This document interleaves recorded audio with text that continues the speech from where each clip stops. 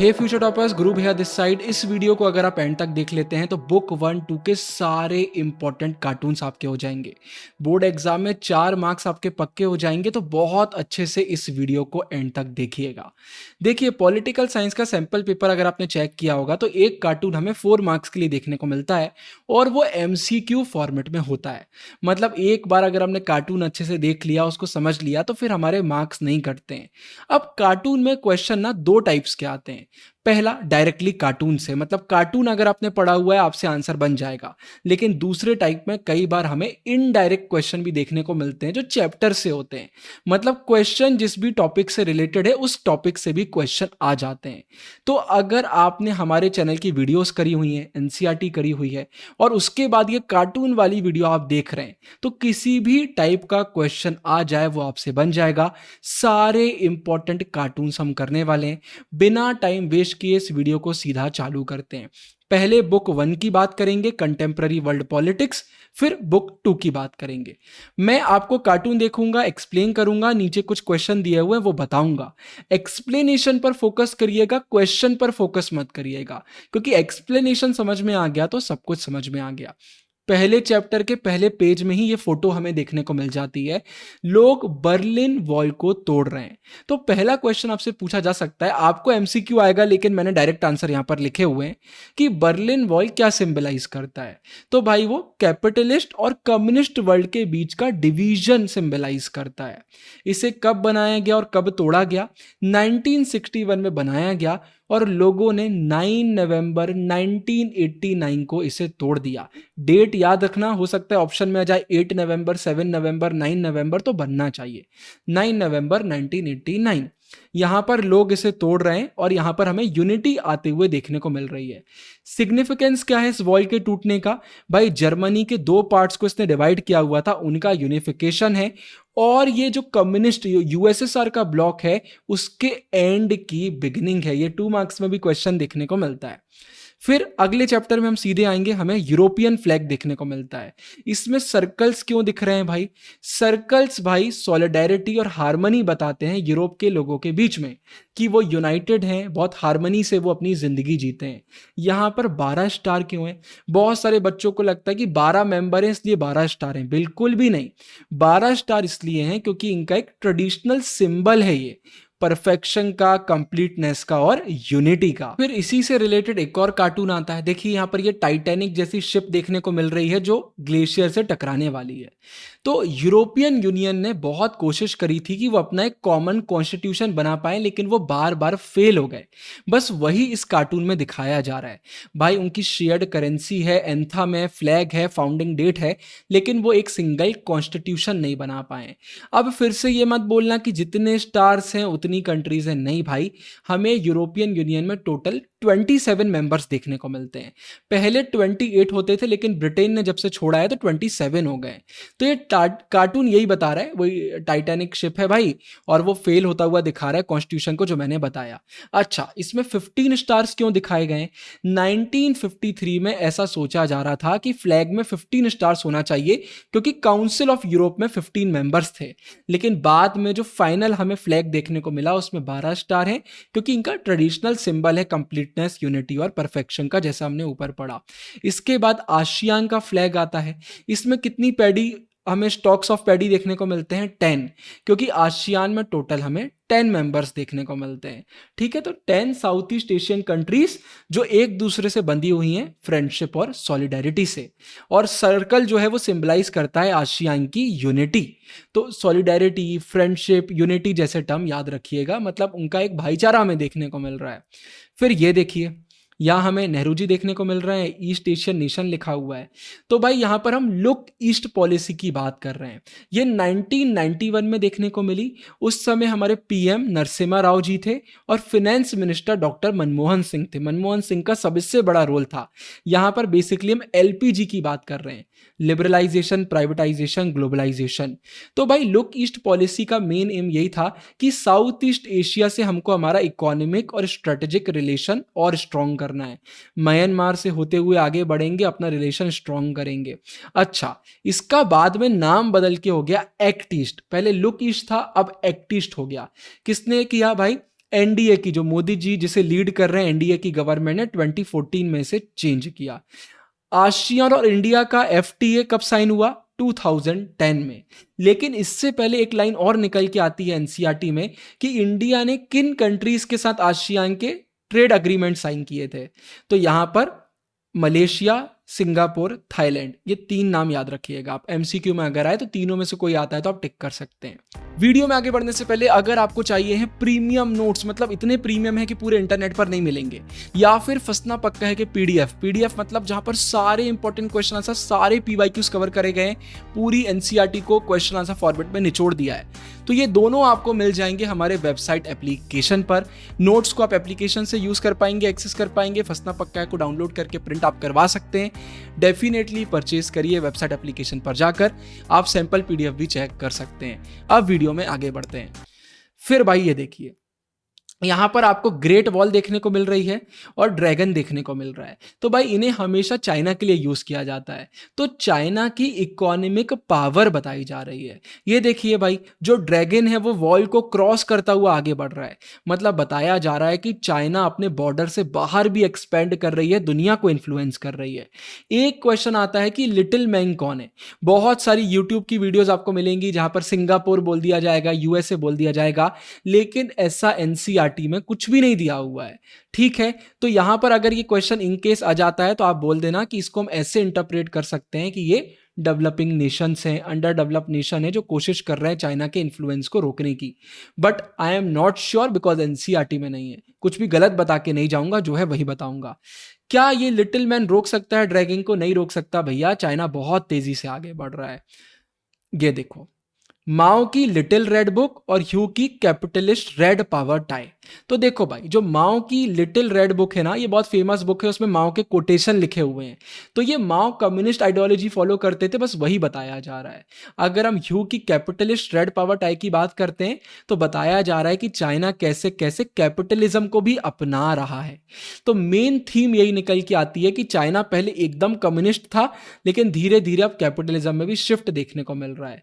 तो देन और नाउ में फर्क इतना है, पहले एकदम स्ट्रिक्ट कम्युनिज्म था, लेकिन धीरे धीरे अब मार्केट इकोनॉमी डेवलप हो रही है। एक और क्वेश्चन आ सकता है कि माओ और ह्यू कौन है भाई? तो ये अलग अलग पीरियड के चाइनीज लीडर्स हैं। और रेड कलर भाई बताता है कि इनकी कम्युनिस्ट आइडेंटिटी चलती जा रही है। रेड सीधे कम्युनिज्म कलर से जोड़ता है। तो इनने कम्युनिज्म को टाटा बाय बाय नहीं बोला है, वो हमें आज भी देखने को मिलता है। तो भाई कम्युनिस्ट कंट्रोल के अंदर कैपिटलिज्म देखने को मिलता है। अब हमें एक शिफ्ट देखने को मिला है कि भाई जो माओ जेडोंग थे वो कम्युनिज्म को फॉलो कर रहे थे, लेकिन अब ह्यू जिंटाओ की लीडरशिप में मार्केट ओरिएंटेड सिस्टम हमें देखने को मिल रहा है। अब भाई एक बहुत इंपॉर्टेंट कार्टून, ये कई बार बोर्ड एग्जाम में आता है। इसमें जो बाइसिकल की 2 व्हील्स हैं वो क्या रिप्रेजेंट कर रही हैं? कैपिटलिज्म और कम्युनिज्म, क्योंकि देखिए उन्हीं के सिंबल यहां पर दिए हुए हैं। हैमर सिकल दिया हुआ है कम्युनिज्म का और डॉलर दिया हुआ है कैपिटलिज्म का। क्या सिंबलाइज कर रहा है भाई? चाइना की इकोनॉमी। चाइना में सबसे ज्यादा बाइसिकल यूज करी जाती हैं, तो बस इसलिए बाइसिकल यहां यूज करी गई है। यहां पर दोनों चक्के अलग अलग क्यों हैं? क्योंकि चाइना दोनों चीजें डुअल सिस्टम फॉलो करता है, कम्युनिज्म भी करता है, कैपिटलिज्म भी फॉलो करता है, साथ में मेंटेन करता है। तो कैसे कंबाइन चाइना ने किया है वही बताया गया है। अब देखिए परवेज मुशर्रफ देखने को मिल रहे हैं, ये यहां पर इक्वेशन कर रहे हैं। तो ये पाकिस्तान की बात हो रही है। क्या बताया जा रहा है कि भाई पूरी पावर एक बंदे के हाथ में है, वो मिलिट्री में भी अपना रोल निभा रहे हैं और गवर्नेंस में भी अपना रोल निभा रहे हैं। तो दिखाया गया है कि पाकिस्तान की डेमोक्रेसी बहुत ही वीक, अनस्टेबल है। टाइम टाइम पे मिलिट्री रूल यहां पर हमें देखने को मिल जाता है। ये मिलिट्री रूलर भी थे परवेज मुशर्रफ, इनने खुद को प्रेसिडेंट भी बना लिया था। क्या इंडिया में भी ऐसा है? बिल्कुल नहीं। इंडिया में भाई डेमोक्रेसी देखने को मिलती है, मिलिट्री यहां पर बीच पॉलिटिक्स में नहीं आती है। अच्छा, कौन से पीएम को मुशर्रफ ने अपने मिलिट्री कू में रिमूव किया था? नवाज शरीफ को रिमूव किया था। यहां पर क्या दिखाया गया है? यहां पर परवेज मुशर्रफ को दिखाया गया जो प्रेसिडेंट भी थे, आर्मी चीफ भी थे, और दिखाया गया कि कैसे एक ही बंदे के हाथ में पूरी पावर आ सकती है। अब ये देखिए, बोर्ड एग्जाम में ना ये लेटर वगैरह गायब कर दिए जाते हैं, तो इसको याद कर लेना अच्छे से, वरना आप ये देख के चले जाओ और आपसे ना बने। तो बताइए, यहां पे जो लायन है वो रिप्रेजेंट कर रहा है सिन्हाला कम्युनिटी को, और जो टाइगर है वो LTT, liberation tigers of Tamil Eelam, जो एलटीटी हमें तमिल लोगों का देखने को मिल रहा था, ठीक है, उनकी बात करी जा रही है। क्या प्रॉब्लम चल रही है? यहां के जो लीडर हैं वो बैलेंस करने की कोशिश कर रहे हैं तमिल मिलिटेंट्स को और सिनाला हार्डलाइनर्स जो एकदम कट्टरवादी सिनाला है उनको बैलेंस करने की कोशिश कर रहे हैं। किसी एक को भी फेवर करेंगे प्रॉब्लम हो जाएगी, तो वो बैलेंस बनाने की कोशिश कर रहे हैं। ठीक है, पीस के लिए बैलेंस करना पड़ेगा। और ये कौन है भाई? ये राजपक्षी जी हैं, ये प्रेसिडेंट रह चुके हैं श्रीलंका के। तो स्पेलिंग याद कर लीजिएगा। फिर ये देखिए क्या लिखा हुआ है, प्रोग्रेस फ्रॉम मेज ऑफ बंकर्स टू मेज ऑफ डायलॉग टेबल्स। तो भाई इंडिया पाकिस्तान की बात करी जा रही है, परवेज मुशर्रफ है या मनमोहन सिंह है, कि पहले बंकर्स में मिलिट्री कॉन्फ्लिक्ट ज्यादा देखने को मिलते थे, लेकिन समय के साथ अब हम डिप्लोमेटिक डायलॉग ज्यादा करते हैं, टेबल पर डिस्कशन ज्यादा करते हैं, तो थोड़ा पीस धीरे धीरे आ रहा है। तो मनमोहन सिंह जी हमारे पीएम हैं, पाकिस्तान के जनरल परवेज मुशर्रफ हैं, तो दोनों का रिलेशन के बारे में बात करी जा रही है। क्या बात कर रहे हैं ये दोनों? हो सकता है कश्मीर डिस्प्यूट पे बात कर रहे होंगे, टेररिज्म पे बात कर रहे होंगे, वाटर डिस्प्यूट पे बात कर रहे होंगे। तो बताया गया कि भाई इन दोनों कंट्री के बीच में बहुत समय से प्रॉब्लम चल रही है और ज्यादातर प्रॉब्लम का कोई ढंग से सोल्यूशन नहीं निकल पाया है, लेकिन फिर भी समय के हिसाब से थोड़ी चीजें बदल गई हैं। मैं जानबूझ के थोड़ा स्पीड में आगे बढ़ रहा हूं क्योंकि बहुत टाइम वेस्ट करने का सेंस नहीं है, एक बार सुन लेंगे कार्टून आपके गलत नहीं जाएंगे। सार्क का समिट, इंडिया पाकिस्तान एकदम बीच में बैठे हुए हैं। क्या समझ में आ रहा है कि भाई साउथ एशिया में इंडिया पाकिस्तान का बहुत बड़ा रोल है, हमारे रिलेशन का बहुत बड़ा रोल है। सार्क कब एस्टेब्लिश हुआ? 8 दिसंबर 1985। आखिरी 18th समिट कब हुआ? नेपाल 2014 में। कार्टून क्या बता रहा है कि भैया इंडिया पाकिस्तान के बीच में कोऑपरेशन नहीं है, टेंशन ज्यादा है, जिसकी वजह से जो रीजनल ऑर्गेनाइजेशन है जैसे कि सार्क, उन पर भी फर्क पड़ता है। दोनों कंट्री ने कोशिशें करी हैं लेकिन फिर भी चीजें सही नहीं हो रही हैं। 2016 में जो 19th सार्क की समिट होनी थी इस्लामाबाद में, वो कैंसिल हो गई। उसके बाद से कोई मीटिंग ही नहीं हुई है। उरी अटैक हो गया था, इंडिया ने मना कर दिया कि हम नहीं आएंगे। इंडिया ने मना करा और भी कंट्री ने मना कर दिया और उसके बाद से समिट ही नहीं हुआ। तो हमारे रिलेशन का पूरा इंपैक्ट हमें देखने को मिलता है कोऑपरेशन और पीस के ऊपर, रीजनल ऑर्गेनाइजेशन के ऊपर। फिर ये देखिए यहाँ पे देखो क्या है भाई, क्या देखने को मिल रहा है। यहाँ पे सबसे पहले परवेज मुशर्रफ आप देखिए बहुत गुस्से में है। क्यों है? क्योंकि चाइना भाई इंडिया के साथ फ्रेंडली हो रहा है, उनको ये चीज नहीं पसंद आ रही। ठीक है, उसकी मेन यहाँ पर बात करी जा रही है। वो बोल रहे हैं मिस्टर ह्यू, आप इन सब चीजों पे फोकस मत करिए, रिलेशन बनाने पे इंडिया से फोकस मत करिए। फिर ये यूएसए है और बोला जा रहा है कि अंपायर डिसाइड करेगा कि बॉल किसके कोर्ट में गिरी है। ये बताया जा रहा है कि इंडिया पाकिस्तान में जब भी लफड़ा होता है तो रेफरी, मीडिएटर का काम करने के लिए यूएसए बीच में आ जाता है। खास तौर पे जब भी कश्मीर का इशू होता है तो अमेरिका बीच में मीडिएटर का रोल प्ले करने आता है। अब ये देखिए, ये यूएन का लोगो है भाई, इसमें ऑलिव ब्रांचेस देखने को मिलती हैं और वर्ल्ड मैप देखने को मिलता है। ऑलिव ब्रांचेस क्या बताती हैं? वो वर्ल्ड पीस को सिंबलाइज करती हैं, हार्मनी, नेशन के बीच में जो हार्मनी है उसको प्रमोट करती हैं। यहां पर वर्ल्ड मैप क्यों देखने को मिलता है? बताता है कि भैया यूएन की पूरे ग्लोब में रीच है, वो पूरे कॉन्टिनेंट्स को कवर करने का काम करता है। इसके बाद भाई ये एक और बहुत इंपॉर्टेंट कार्टून आता है। 2006 में जो इजराइल और लेबनान का कॉन्फ्लिक्ट हुआ था वो दिखाया गया है। इजराइल ने लेबनान पे अटैक किया था ये बोलते हुए कि आपका जो हेजबोल्ला मिलिटेंट ग्रुप है उसको कंट्रोल करना बहुत जरूरी है। यहां पर क्या दिखाया गया है? यूएन का फेलियर। भाई यूएन ढंग से कुछ भी नहीं कर पाया, बहुत लोग मारे गए, बहुत प्रॉब्लम हुई, लेकिन इन लोग ढंग से कुछ भी नहीं कर पाए। बस वही फेलियर यहां पर दिखाया हुआ है। ठीक है, ये किसकी फोटो है? ये जनरल सेक्रेटरी कोफी अनन की फोटो है जो कि यूएन के जनरल सेक्रेटरी थे। फिर दरफुर सूडान, वहां पर बहुत ह्यूमैनिटेरियन क्राइसिस हुए, लोगों के पास खाने के पैसे नहीं थे, बहुत प्रॉब्लम थी, जिनेसाइड हुआ, बहुत लोग मारे गए, भूखे मारे गए, स्टारवेशन हुआ। लेकिन यहाँ क्या दिखाया गया है कि यूएन इंटरनेशनल कम्युनिटी ने सिर्फ वर्ड्स प्रोवाइड किए, बड़ी बड़ी स्पीचेस, डिबेट्स की ये होना चाहिए वो होना चाहिए, लेकिन कुछ भी नहीं हुआ।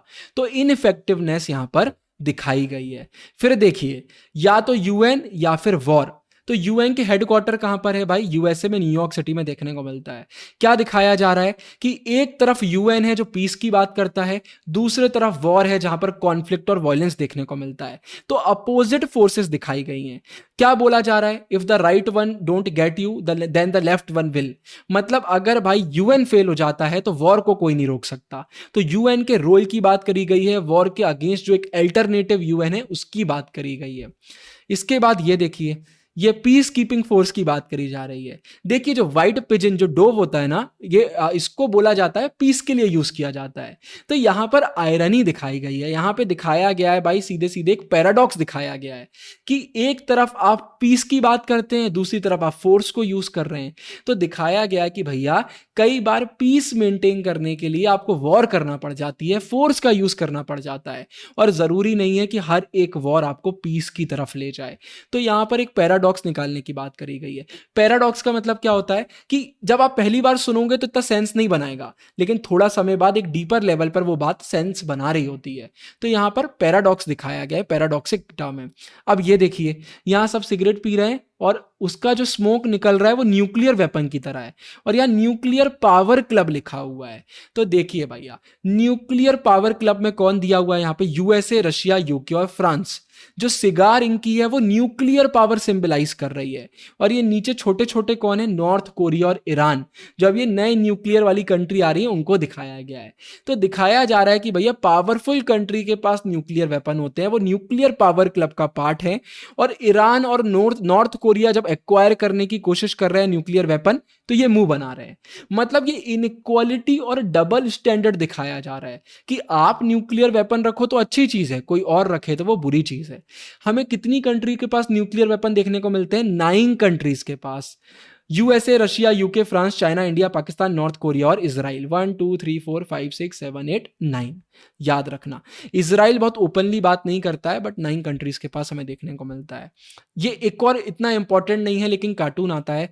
एक पुअर मैन है डेवलपिंग कंट्री का, जो देखो इतने बड़े फेंके हुए ग्रीन रॉकेट से कुछ निकालने की कोशिश कर रहा है, जैसे कि गार्बेज से निकाल रहा है। यही दिखाया जा रहा है कि जो बड़ी बड़ी रिच कंट्री है वो कैसे अपने पुराने weapon poor third world country को दे देती है, कैसे उनको लड़वाती रहती है और उनको पॉवर्टी में पड़े रहने देती है, उनको बिल्कुल भी प्रोग्रेस करने नहीं देती है, उन्हें उलझा के रखती है। बस यही बात यहाँ पर बताई गई है। इसके बाद ये देखिए, यहाँ पर बोला जा रहा है कि $300 बिलियन इराक वॉर में चले गए, है ना, होमलैंड सिक्योरिटी में $40 बिलियन चले गए, लेकिन जब पीस की बात आ रही है तो बोल रहे हैं पैसे नहीं है। तो कार्टून यही दिखा रहा है कि गवर्नमेंट कितना इम्बैलेंस तरीके से स्पेंडिंग करती है, डिफेंस में इतना खर्चा करती है लेकिन पीस रिलेटेड कोई भी खर्चा नहीं करती।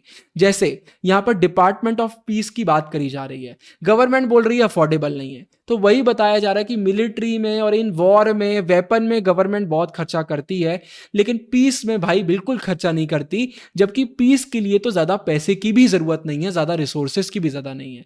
तो यही बताया जा रहा है कि पूरी दुनिया की बात करते हैं तो हम कॉन्फ्लिक्ट सिक्योरिटी पे ज्यादा फोकस करते हैं, पीस, डिप्लोमेसी, वेलफेयर और इन चीजों पे फोकस नहीं करते। हम ये नहीं देखते कि हमारी प्रायोरिटीज कितनी गलत है, इससे हमें फर्क ही नहीं पड़ता। अब ये देखिए, नेचुरल डिजास्टर और टेररिज्म। तो देखिए भाई, हमें दो नोशन ऑफ सिक्योरिटी देखने को मिलते हैं, ट्रेडिशनल और नॉन ट्रेडिशनल। नॉन ट्रेडिशनल दो कौन से निकल के आते हैं, ह्यूमन सिक्योरिटी और ग्लोबल सिक्योरिटी। दो नए सोर्सेस कौन से निकल के आते हैं थ्रेट के, आप कोई भी लिख सकते हैं, कमेंट में मुझे और एग्जांपल देना, बट अभी के लिए ग्लोबल पॉवर्टी और टेररिज्म। ये कार्टून क्या दिखाता है, ये दिखा रहा है भाई कि एक मैन बैलेंस करने की कोशिश कर रहा है। एक तरफ टेररिज्म है, टेररिज्म को इंसानों ने जन्म दिया है, और दूसरी तरफ नेचुरल डिजास्टर है जो एकदम नेचुरल है। तो गवर्नमेंट को दो चीजों को बैलेंस करना पड़ रहा है, एक ह्यूमन थ्रेट को और एक भाई अनकंट्रोलेबल जो नेचुरल इवेंट है, कैटास्ट्रॉफी है, उसकी बात करी जा रही है। तो सीधे सीधे यही बताया जा रहा है कि भैया गवर्नमेंट को बैलेंस करना पड़ता है, अलग अलग कंट्रीज को बैलेंस करना पड़ता है, बट इतना आसान नहीं होता, एक बार में आप सारी चीजों को फिक्स नहीं कर सकते। अब देखो, वॉर और वॉर टेररिज्म को फीड कर रहा है, मिल्क फीड कर रहा है। तो दिखाया गया है कि वॉर कैसे टेररिज्म को प्रमोट करता है, दोनों आपस में कनेक्टेड हैं। अगर वॉर होगी तो वॉर के चक्कर में टेररिज्म को भी प्रमोट किया जाता है, जिससे जिससे आपकी वॉर हो रही है उसको आप परेशान कर सको, दुनिया में हलचल बना सको। तो यही बताया गया कि भाई एकदम काउंटर प्रोडक्टिव है, क्योंकि ये वायलेंस क्रिएट करते हैं, इंस्टेबिलिटी क्रिएट करते हैं, इनका कोई प्रॉफिट नहीं होता दुनिया को। फिर ये देखिए, दुनिया को लाइटर की तरह जलाया जा रहा है। तो ये यही बताया जा रहा है कि इंडस्ट्रियल पोल्यूशन बहुत हो रहा है और ग्लोबल वार्मिंग बहुत देखने को मिल रही है। तो अटेंशन ड्रॉ किया जा रहा है कि भाई बहुत इंडस्ट्रियल पोल्यूशन देखने को मिलता है, इन्वायरमेंटल डिग्रेडेशन देखने को मिलता है, ग्लोबल वार्मिंग देखने को मिलती है। यहाँ पर देखो अर्थ को बिल्कुल ऐसा दिखाया गया है लाइटर की तरह, और यहाँ पर ये चिमनीज दिखाई गई हैं। वही बताया गया कि इंडस्ट्रीज कितना पोल्यूशन करती हैं, हम पूरे वर्ल्ड की रिसोर्सेज को जलाए जा रहे हैं, जलाए जा रहे हैं, जलाए जा रहे हैं, और ग्लोबल वार्मिंग को इंक्रीज करे जा रहे हैं। तो एमसीक्यू आए तो बिल्कुल बनना चाहिए, बहुत इजी है। फिर देखो वॉर और टेररिज्म पे आंखें बंद कर ली हैं, तो वर्ल्ड की ब्लाइंडनेस बताई जा रही है कि जब वॉर टेररिज्म की बात आती है तो दुनिया अपनी आंखें बंद कर लेती है। हम ऐसे बड़े बड़े लीडर ऐसे प्रिटेंड करते हैं जैसा कुछ भी नहीं हो रहा है, लेकिन सही नहीं है। इन प्रॉब्लम्स को इग्नोर नहीं करना चाहिए, इनके खिलाफ मिलकर हमें कुछ करना चाहिए। फिर देखो अपना हाथ ऊपर करिए अगर आप प्लेनेट को बचाना चाहते हैं। एक ने पूरा हाथ ऊपर किया, एक ने फिंगर क्रॉस कर ली। आपने बचपन में किया होगा ना, जब हम झूठ बोलते हैं तो फिंगर ऐसे ही कर लेते हैं। तो क्या बताया जा रहा है, जो ग्लोबल साउथ है, मतलब जो डेवलपिंग कंट्री है, सैंपल पेपर में भी ये कार्टून है, वो कमिटेड है, वो बोल रहे हैं कि हमें इन्वायरमेंट को बचाना है। लेकिन जो बड़ी बड़ी इंडस्ट्रियलाइज्ड डेवलप कंट्री है, जो ग्लोबल नॉर्थ है, वो ग्लोबल नॉर्थ मतलब डेवलप कंट्री, नॉर्थ की बात नहीं कर रहे हैं, डेवलप कंट्री की बात कर रहे हैं, वो सिर्फ झूठे प्रोमिसेस करते हैं, उन्हें कोई लेना देना नहीं होता। वो झूठे प्रोमिसेस करते हैं बट एक्शन नहीं लेते, और डेवलपिंग कंट्री बेचारी करती रह जाती है। तो इन लोग बिल्कुल भी अपनी कमिटमेंट को लेकर सिंसियर नहीं है। फिर ये देखिए, ये खंबे में इतना सा पेड़ निकला है, पानी डाल रहे हैं। क्या बोला जा रहा है कि भैया जब इन्वायरमेंट को आप खराब कर रहे हो तो आप बहुत केयरलेस तरीके से कर रहे हो, आप मीनिंगलेस एक्शन लेते हो, बातें बड़ी बड़ी करोगे, डिबेट करोगे, पोस्टर निकाल दोगे, ये करोगे वो करोगे, लेकिन जब सच में कुछ करने की बात आती है तो कुछ भी देखने को नहीं मिलता। ऊपर ऊपर सुपरफिशियल लेवल पर एफर्ट देखने को मिलते हैं, लेकिन नेचर को बचाने के लिए कुछ भी नहीं किया जा रहा। फिर नियो कोलोनियलिज्म क्या दिया हुआ है कि अब हमने आपके देश को बर्बाद कर दिया है, अब आप हमें पैसे दीजिए खुद को वापस ठीक करवाने के लिए, जैसे हम ऑयल ले सकते हैं पेमेंट में। मतलब आजकल हम दूसरी कंट्री पे अटैक करते हैं उनकी रिसोर्सेस के लिए और उनको बर्बाद करते हैं। तो पहले भाई कंट्री को डिस्ट्रॉय करो, फिर रिकंस्ट्रक्शन की बात करो उनके रिसोर्सेस के बदले, कि अपनी रिसोर्सेस हमको दे दो, हम आपको ठीक कर देंगे। तो यही नियो कोलोनियलिज्म है कि भाई कोलोनियलिज्म नए तरीके का है, जहां पर आप इनडायरेक्ट वे से कमजोर कंट्रियों को कंट्रोल करते हो, इकोनॉमिक और पॉलिटिकल तरीके से उनको अपना पपेट बनाने का काम करते हो। तो जो पावरफुल कंट्री हैं वो वीकर कंट्री को एक्सप्लॉइट करने का काम करती है इंडिपेंडेंस के बाद भी। जैसे अगर इस कार्टून को हमें इंटरप्रेट करना हो तो हम यूएसए और इराक से कर सकते हैं। जब इराक वॉर हुई थी तो यूएसए का सिर्फ एक ही मुद्दा था कि हमें रिसोर्सेस चाहिए, है ना। कार्टून में भले ही मेंशन नहीं है तो क्या हुआ, बस रिसोर्सेस के लिए उनको पूरा बर्बाद किया गया। तो ये निकल के आता है। फिर इसके बाद अगला कार्टून आता है। भाई सबको मालूम है पूरी दुनिया में पानी ज़्यादा है, इतने बड़े बड़े ओशन हमें, सी हमें देखने को मिलते हैं, बट फिर भी इसमें इतना कम क्यों दिखाया गया है। ये बता रहा है कि भैया पानी की कमी हो रही है, ड्रिंकेबल वाटर की कमी हो रही है, क्योंकि हम बहुत ही केयरलेस तरीके से यूज़ करते जा रहे हैं। तो बोला गया कि भाई वाटर वैसे ही लिमिटेड है, वो और कम हो रहा है। तो कुल मिलाकर भाई अर्थ में सबसे ज़्यादा पानी है, लेकिन उसके बाद भी पानी की कमी है, ड्रिंकेबल वाटर कम हो रहा है, क्योंकि आप बेमतलब पानी को बर्बाद कर रहे हैं, बस उसी की बात करी जा रही है। अगला आता है यस्टरडे, जल्दी अपना डिनर पूरा करो, इंडिया चाइना में बहुत लोग भूखे हैं। आज जल्दी अपना होमवर्क करो, बहुत सारे लोग हैं जो तुम्हारी जॉब के लिए भूखे हैं। तो बताया जा रहा है कि कंसर्न कैसे चेंज हो गया है। पहले पॉवर्टी की बात होती थी दूसरी कंट्री में, अब जॉब कंपटीशन की बात होती है। ग्लोबलाइजेशन दिखाया जा रहा है कि भैया जॉब इनसिक्योरिटी बढ़ गई है, ग्लोबल कंपटीशन इतना बढ़ गया है, आजकल आउटसोर्सिंग कर ली जाती है। ग्लोबलाइजेशन में दुनिया इंटरकनेक्टेड है, तो आप यहां बैठे बैठे भी दूसरी कंट्री में काम कर सकते हो। तो बताया जा रहा है कि समय के हिसाब से चीजें कैसे बदल जाती हैं। पहले किसी को कोई फर्क नहीं होता था दूसरी कंट्री में कोई जिंदा भी है कि नहीं है, लेकिन अब कंपटीशन बढ़ गया तो हर चीजें दिख रही हैं, तो उसी की बात करी जा रही है। फिर ये देखिए, यहां पर देखिए, ये सेम सेम लोग जा रहे हैं कॉलोनाइज करने। क्या बताया जा रहा है, बताया जा रहा है कि भैया जो वेस्टर्न कंट्रीज हैं उनका जो इकोनॉमिक और कल्चरल डोमिनेंस है वो पूरी दुनिया में फैल रहा है। हम होमोजेनाइजेशन की बात कर रहे हैं, कल्चरल कॉन्सिक्वेंसेस की बात कर रहे हैं ग्लोबलाइजेशन की।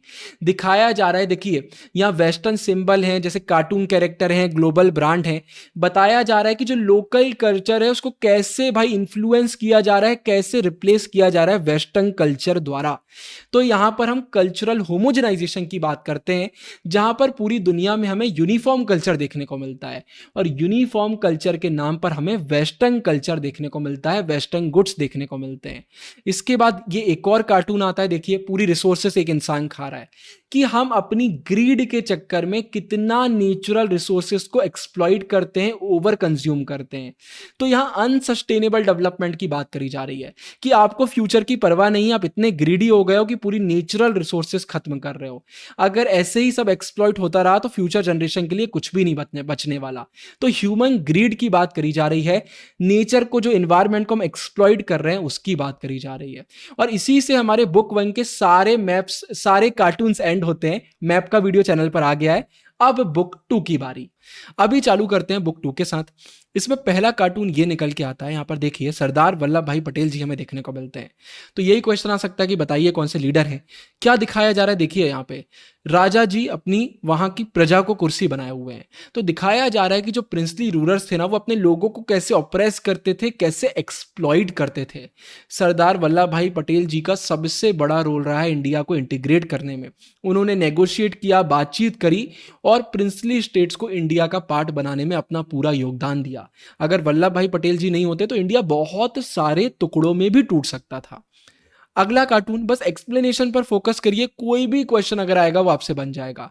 ट्रेन में इतने सारे लोग हैं, देखिए रिफ्यूजीज देखने को मिल रहे हैं। पार्टीशन की फोटो है ये।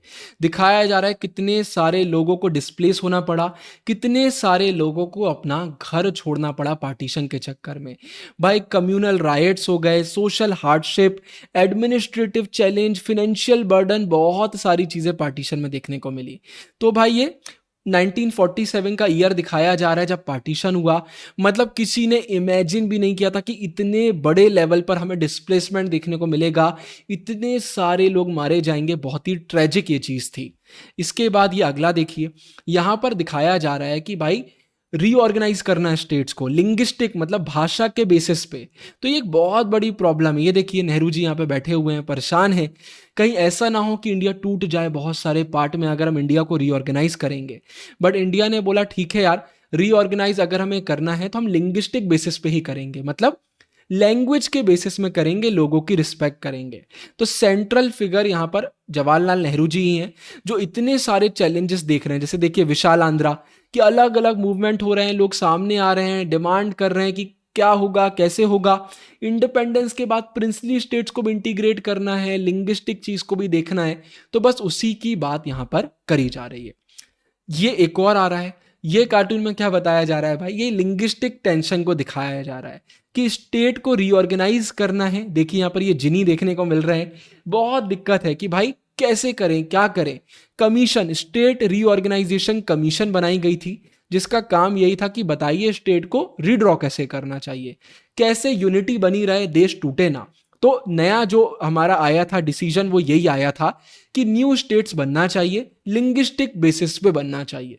ठीक है, लेकिन ये बहुत बड़ा चैलेंज था, 1956 में देखने को मिला। अब मेरे आपसे दो क्वेश्चन है। पहला, कमेंट में बताइए स्टेट रीऑर्गेनाइजेशन कमीशन कब बना। दूसरा, इसकी जब रिकमेंडेशन आ गई तो इंडिया में कितने स्टेट्स और यूनियन टेरिटरीज हमें देखने को मिले। ये दो क्वेश्चन कमेंट में बताइए। अगर आप नहीं बता पाएंगे तो मैं बताऊंगा। ये एक एक्स्ट्रा क्वेश्चन मैं आपको अपनी तरफ से दे रहा हूं। इसके बाद फिर ये इलेक्शन कमेटी का एक अगला क्वेश्चन देखिए कि कांग्रेस ने 1951 में भाई इलेक्शन कमेटी क्यों बनाई। तो भाई अपकमिंग इलेक्शन के लिए सूटेबल पार्टी कैंडिडेट चाहिए थे, ठीक है, इसलिए इलेक्शन कमेटी फॉर्म करी गई। अब यहां पर देखा जा रहा है क्या करना है, कैसे करना है। तो इंडिया के जो प्रोमिनेंट मेन लीडर्स थे भाई, उनका एक्सपीरियंस बहुत काम आया, उनका पर्सपेक्टिव बहुत काम आया कि सबसे सही कैंडिडेट्स कौन से रहेंगे, स्ट्रेटेजी पार्टी की क्या रहेगी, उसमें गाइडेंस प्रोवाइड करना, इंडिया में डेमोक्रेसी सही से कैसे एस्टेब्लिश करेंगे उसमें करना। अब आपसे पूछा जा सकता है कि फिगर्स कौन से देखने को मिल रहे हैं। तो नेहरू जी के अलावा मुरारजी देसाई, रफी अहमद हो गए, हमारे डॉक्टर बीसी जी हो गए, कामराज जी हो गए, राजा गोपालाचारी हो गए, जगजीवन राम हो गए, मौलाना आजाद हो गए, डीपी मिश्रा हो गए, पीडी टंडन हो गए, गोविंद बल्लभ पंत जी हो गए। अगर आपको टाइम मिले सारे फेमस लीडर की फोटो एक बार गूगल से निकाल लीजिएगा। अब मैंने पीडीएफ में तो इतनी क्लियर फोटो डाली है, लेकिन बोर्ड एग्जाम में कई बार प्रिंट अच्छा नहीं होता है, तो अगर आप फोटो निकाल लेंगे तो अच्छा रहेगा। ठीक है, अब ये देखिए, यहाँ पे बैठे हुए हैं कुछ लोग, उनको खींचने की कोशिश कर रहे हैं।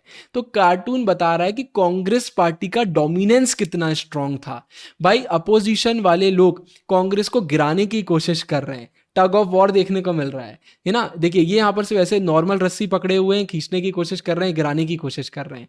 यही दिखाया गया कि स्टार्टिंग में नेहरू जी और उनके कैबिनेट का बहुत स्ट्रांग एक डोमिनेंस था गवर्नमेंट में, इसलिए हमें स्टार्टिंग में कांग्रेस का डोमिनेंस भी देखने को मिला। अपोजिशन में कौन से लीडर हैं भाई? हमारे आचार्य कृपलानी जी हो गए, गोपालन जी हो गए, चटर्जी हो गए, नायर जी हो गए, हुकुम सिंह जी हो गए, ये सारे वहां पर आपको देखने को मिलेंगे। ये गवर्नमेंट को चैलेंज करने की कोशिश कर रहे हैं, उसको वीक करने की कोशिश कर रहे हैं, लेकिन इन लोग यहाँ पर बढ़िया तरीके से बैठे हुए हैं। फिर ये देखिए क्या है ये, what is meant by keep right no left turn. तो भाई यूनाइटेड फ्रंट पार्टी की बात करी जा रही है यहां पर भाई, मेनली नॉन कम्युनिस्ट की बात करी जा रही है। इन लोग लेफ्ट नहीं जाएंगे, कम्युनिज्म सोशलिज्म की बात नहीं कर रहे हैं, ये राइटिस्ट आइडियोलॉजी को फॉलो कर रहे थे। इस कार्टून में देखो अलग अलग यहां पर देखो ऐसे दिया हुआ है, क्या मतलब, एलडी मतलब लोकदल, बीकेएस मतलब बिहार क्रांति सभा, एसएसपी मतलब संयुक्त सोशलिस्ट पार्टी, बीकेडी मतलब भारतीय क्रांति दल। ये सारे मिलके यूनाइटेड फ्रंट को देखो यहाँ पे सपोर्ट करने का काम कर रहे हैं कि भाई एक अटेम्प्ट किया जा रहा है कि नॉन कम्युनिस्ट पार्टीज का यूनाइटेड फ्रंट एक बनाया जाए, ग्रुप बनाया जाए 1974 में। हंग असेंबली मतलब क्या होता है, जब किसी भी सिंगल पार्टी को या प्री पोल अलायंस मतलब इलेक्शन से पहले जो ग्रुप बनाए उनको अगर क्लियर मेजॉरिटी नहीं मिलती है किसी भी स्टेट इलेक्शन में, हम उसको हंग असेंबली बोलते हैं।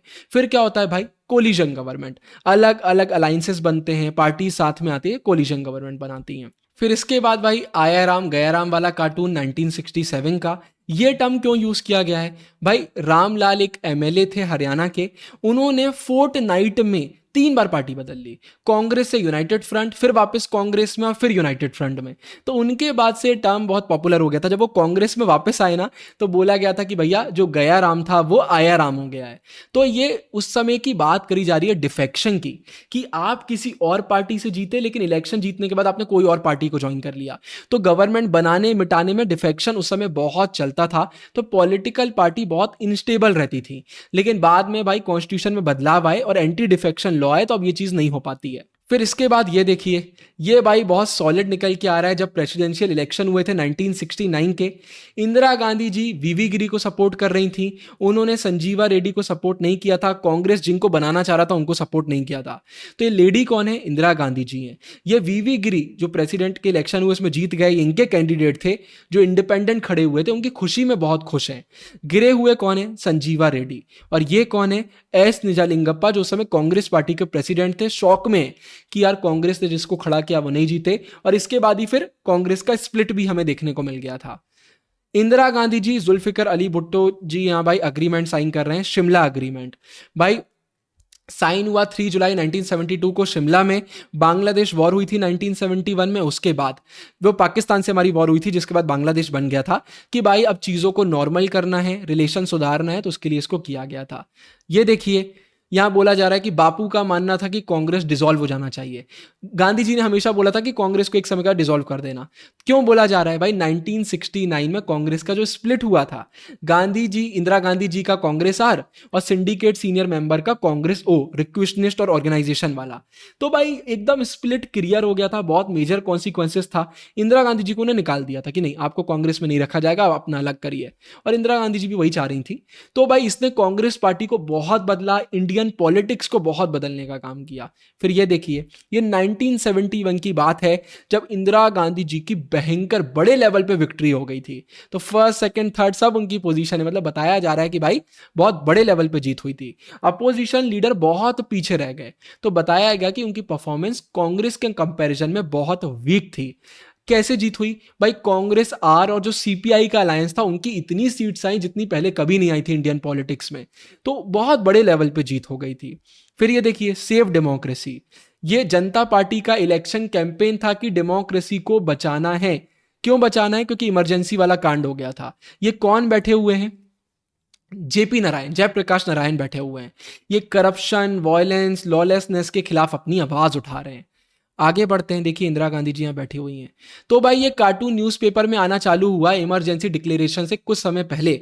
बता रहा था कि भैया पॉलिटिकल क्राइसिस क्या देखने को मिल रहा है इंडिया में, बहुत प्रोटेस्ट चल रहे थे, बहुत चीज़ें चल रही थी, और इंदिरा गांधी जी का इलेक्शन भी इनवैलिड घोषित हो गया था। आपको याद होगा कि भैया आपने अपने अपनी गवर्नमेंट की पावर को यूज किया अपने कैंपेनिंग में, जो चीज सही नहीं है, तो इनका इनवैलिड इलाहाबाद हाई कोर्ट ने, आपने नारायण राजनारायण का नाम सुना होगा, उसी की बात करी जा रही है।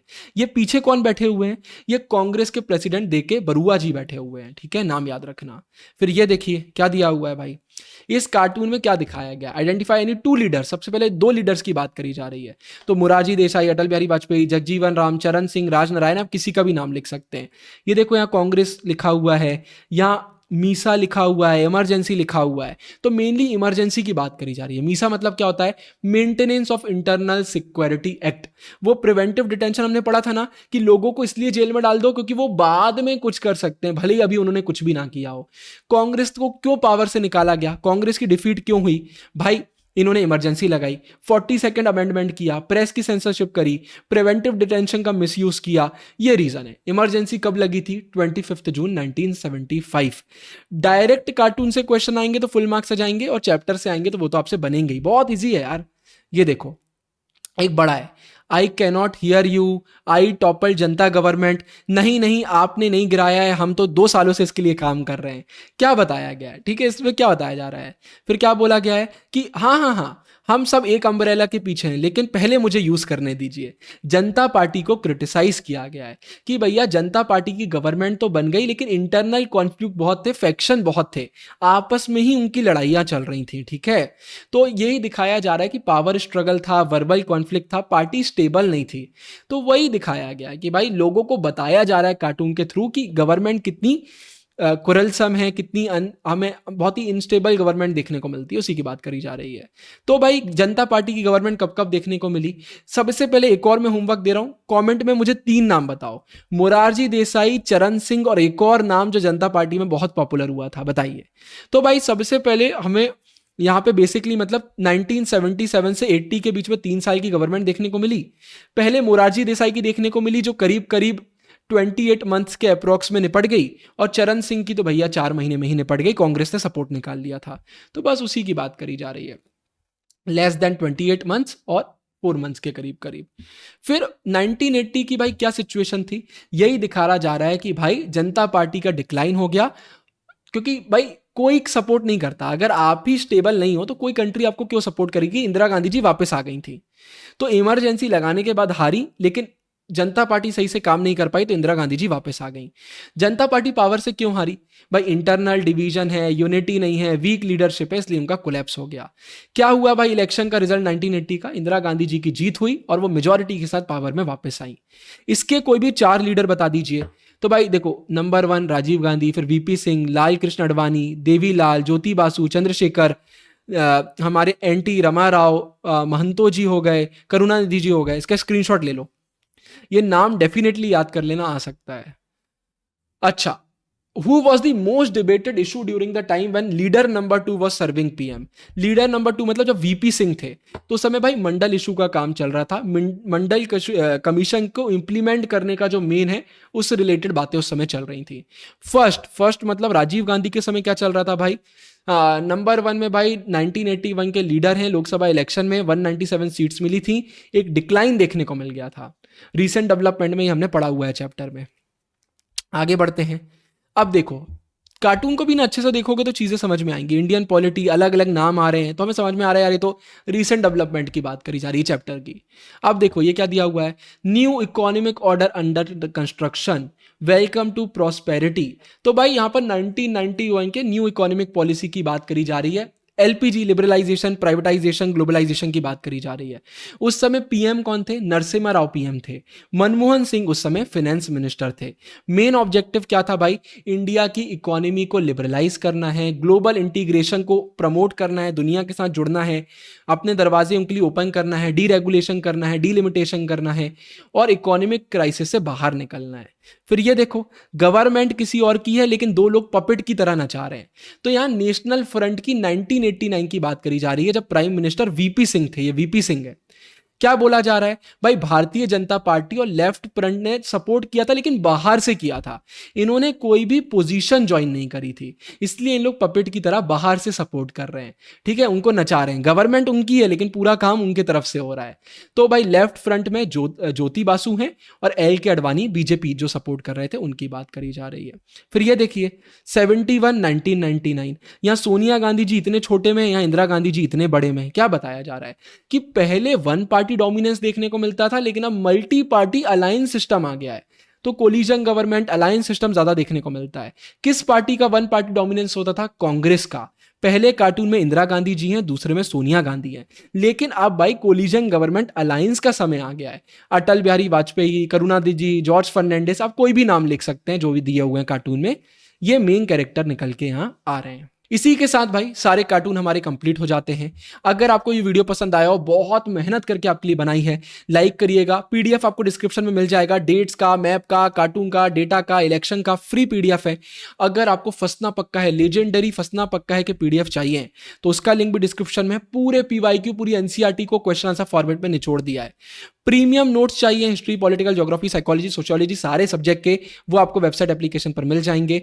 इसको ज्यादा से ज्यादा शेयर करिए। आप हैं फ्यूचर टॉपर, याद रखिए। साइनिंग ऑफ, ढेर सारा प्यार, गुरु भैया।